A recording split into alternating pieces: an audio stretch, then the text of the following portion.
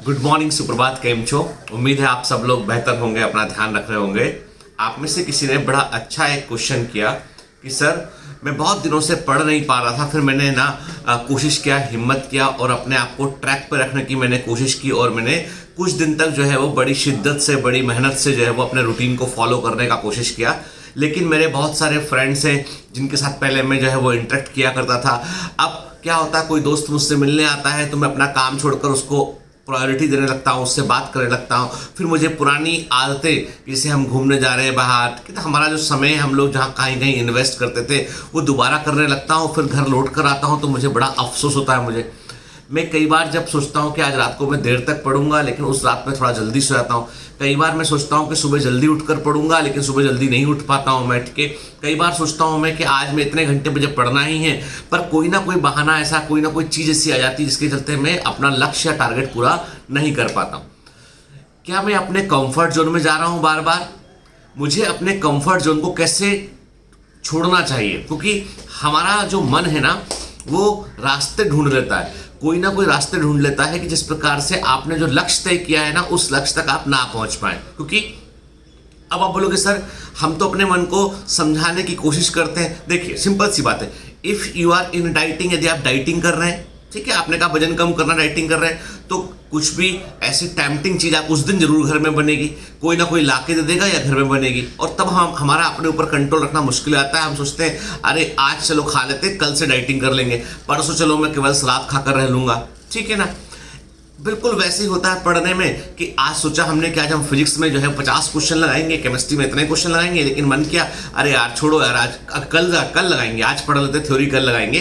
फिर कोई मिलने आ गया तो किसी प्रकार से हमने अपनी पढ़ाई को जो है वो कम कर दिया, और फिर लास्ट में खाली पर एक फीलिंग होती है, एम्प्टीनेस की फीलिंग की, मतलब कुछ हो नहीं पाएगा, क्या होगा मेरा। वो एक बड़ी, बताऊं, ये फीलिंग है ना, जो एम्प्टीनेस की फीलिंग है, केवल दो ही लोग महसूस कर सकते हैं। जो अंदर से खालीपन की जो फीलिंग है ना, एम्प्टीनेस की फीलिंग है, उसे केवल दो ही लोग महसूस कर सकते हैं। एक तो स्टूडेंट जो वाकई में मेहनत कर रहे हैं, वाकई में पढ़ रहे हैं, और जिनको लगता है कि मेरा एग्जाम पास में है और पता नहीं क्या होगा मेरे एग्जाम में, वो फील कर सकते हैं। दूसरा, जो लोग मोहब्बत में हैं और समझ गए ना, वो महसूस कर सकते हैं इस चीज को, ठीक है। और मतलब कभी हाँ और कभी ना टाइप के लोग जो है ये चीज़ों को महसूस कर पाते हैं। तो कहने का मतलब यह है कि चलो हम मोहब्बत की बात तो दूर छोड़ते हैं, अभी हम उससे हमारा भी फिलहाल जो है हमने क्या किया, हमने उसको जो है पर्दे के पीछे रखा है अभी फिलहाल। क्योंकि देखिए रंगमंच पे जो है ना, बॉम्बे में मैं रहता हूँ, बॉम्बे में जो है जब कोविड के पहले कई बार हमको इनविटेशन भी आते थे, कई जगह पे रंगमंच के शो होते हैं, यहाँ पे बड़े थिएटर शो चल रहे होते हैं। तो थिएटर में हर किरदार की एंट्री का अपना एक टाइम होता है। तो मैं ये नहीं बोलता हूँ कि प्रेम मोहब्बत जो है वो सब चीज़ें खराब है, मैं ये कहता हूँ कि सबका अपना अपना टाइम फ्रेम है। आपका लक्ष्य और आपकी निजी लाइफ दोनों जो है वो अलग अलग है। तो दोनों को हमको कहाँ पे कोऑर्डिनेट कराना है, ये हमको सोचना पड़ता है, ठीक है ना। यदि 18 साल की उम्र में यदि हम प्रेम मोहब्बत में पड़ गए हम, तो सिंपल सी बात यह है कि 28 साल की उम्र में हम जो है वो दूसरों के सामने जो है वो हेल्प मांग रहे होंगे, और हमारे पास जो है कोई हमारा वजूद कुछ भी नहीं होगा, ठीक है। जाहिर सी बात है कि हर चीज़ की अपनी उम्र होती है। 18 में पढ़िए, 28 में आप जो है प्रेम करिए, कोई नहीं रोकेगा आपको, ठीक है, क्लियर। अब मेरी बात सुनिएगा, तो ये जो कंफर्ट जोन है, इससे बाहर निकलने का तरीका क्या है?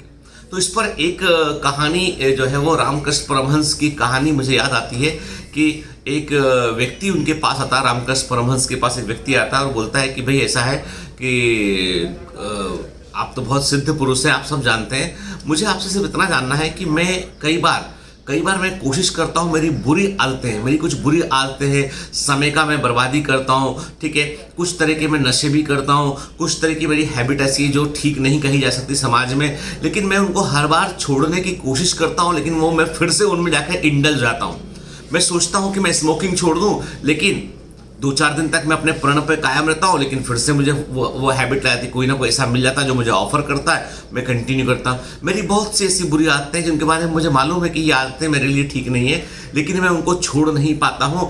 बार बार उनमें जाके इंडल्ज जाता हूँ, और हर बार जब भी मैं ऐसा करता हूँ उसके बाद मुझे अफसोस होता है, और वो अफसोस के चलते मैं दुखी रहता हूँ। तो रामकृष्ण परमहंस बोलते हैं कि चलो मैं तुम्हें एक छोटी सी कहानी सुनाता हूँ। बोले बस जी साहब, जैसा आप बोले। उन्होंने बोला है एक आदमी था, ठीक है, उसने एक छोटे से पपी को लेके आया कहीं से, जो कुत्ते का बच्चा होता है, पपी लेके आया छोटा सा, और उस पपी को उसने जो है बड़े प्यार से पाला उसे। वो चूंकि उसको अपने छोटे से पपी से बड़ा प्रेम था, उसे पूरे समय गोदी में बिठाए रखता था, उसको उठ के उसका बड़ा ध्यान रखता था, उठ के हमेशा वो अपने पास चिपकाए रहेगा उस पपी को। थोड़ा खेला, थोड़ा लेके गया, और अपना समय का अधिकांश समय उसमें वो इन्वेस्ट करता था। एक दिन किसी ने देखा, आके बोला कि भाई देखो ऐसा है कि वो है तो कुत्ते का बच्चा, इसमें तो कोई दो राय नहीं है, ठीक है, और जानवर है, तुम उसे गोदी में बिठाए रहते हो, तुम्हारा मुंह चाटता रहता है वो उठ के, तो कई बार जानवरों में कई सारे वायरस होते हैं, कई सारे बैक्टीरिया होते हैं, कई सारे उसमें बीमारियां होती हैं। कई बार हो सकता है खेलते खेलते, चूंकि जानवर है वो, उसे नहीं मालूम, वो तो उसे कोई बोध थोड़ी ना है उसको, खेलते खेलते मान लो काट लिया उसने, तो मतलब मुंह के पास तो मत रखा करो कम से कम उसको, अपने गोदी में 24 घंटे रखे रहते हो। जानवर है, खेलते खेलते काट लिया, आप क्या करोगे? बात समझ में आई उस आदमी को कि यार हाँ यार, ये बात तो सही कि है तो कुत्ते का बच्चा। भाई शेर का बच्चा पाल लो आप के, तो वो कभी कभी काट सकता है ना, वो तो खा भी सकता है कभी। तो जो कुत्ते का बच्चा जो है, तो उन्हें उस समय बात समझ में कि हाँ भाई एक काम करते कि ये सही बोल रहे हैं कि ये गोदी में इसको इतना नहीं, बड़ा हो गया अब चूंकि बड़ा हो गया तो गोदी में इतना नहीं बिठाना चाहिए इसको, थोड़ा साइज भी बड़ा हो गया उसका कुत्ते का।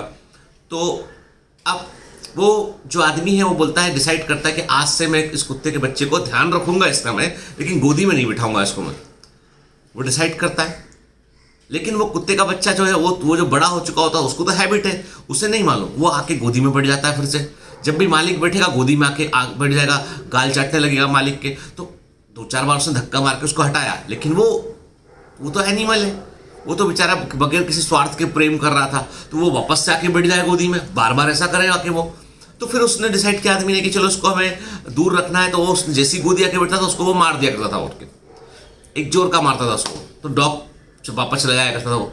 2-4 6 8 10 बार ऐसा किया उसने, जब भी वो गोदी में आके बैठेगा उसको वो मार देगा, वो चला जाएगा डॉग दूर, ठीक है।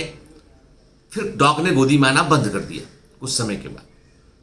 तो आदमी बोलता साहब इससे क्या समझ में आया?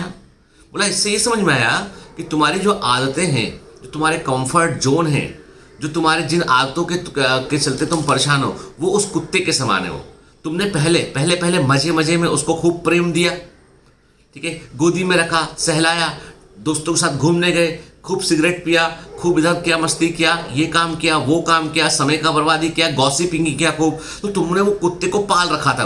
अब तुम बोलते हो कि मैं छोड़ रहा हूं इसको, तो वो तो लौट के आएगा बार बार। उसको नहीं मालूम, आदतों को थोड़ी ना मालूम है कि तुम उनके गुलाम हो।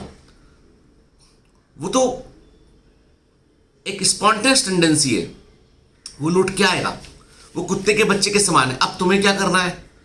वो आदमी समझ गया कि मुझे अपने आप को समझाना और दुत्कारना है मुझे। नहीं, भले ही कितने दोस्त आए तुम्हें बाहर घूमने बुला रहे हैं, अभी साफ साफ बोल दो भैया ऐसा है कि अभी फिलहाल कुछ समय में मेरा बहुत काम बच बकाया है, मुझे पढ़ना है। वो बुरा माने अच्छा माने नहीं सोचना। वो कुत्ते के बच्चे को तो बड़ा प्रेम किया था, जब मालिक मारता होगा तो उसे बड़ा बुरा लगता होगा उसको। ऐसी आदतों को लगता है कि आदतें यदि बोल पाती तो वो यही बोलती कि तुमने हमको इतना पाला, आज तुम बेवफाई दिखा रहे हो हमको। वो आदतें ऐसा बोलती, लेकिन आपको धुतकारना पड़ेगा उनको, आपको बोलना पड़ेगा नहीं अभी नहीं पॉसिबल है, समय आएगा, हम बात करेंगे इस पे, समय आएगा देखेंगे हम। आपको अपनी आदतों को जो है, चूंकि वो लाड़ प्यार से पाली है आपने, कंफर्ट जोन दिया उनको आपने, आपको धुतकारना पड़ेगा, तो ही आप उस समस्या से बाहर निकल पाएंगे। वो आदमी समझ गया कि हर बार मैं कंफर्ट जोन में चला जाता हूँ, हर बार मैं दूसरों के बहकावे में आ जाता हूँ, क्योंकि कारण ये है कि मुझे उन आदतों से प्रेम था, और वो प्रेम के चलते आदतें मेरी गोदी में आके बैठ जाया करती हैं, इसलिए वो छूटती नहीं है।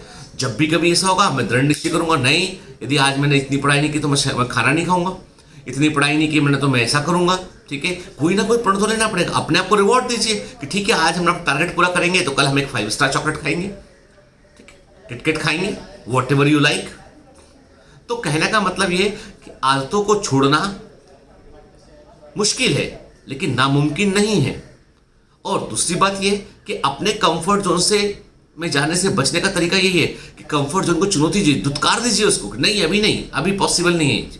समझ गए ना? तो इसलिए मुझे उम्मीद है आपको आपका उत्तर मिल गया होगा कि कंफर्ट जोन से कैसे बाहर हम निकल सकते हैं। Have a great day ahead, all the best.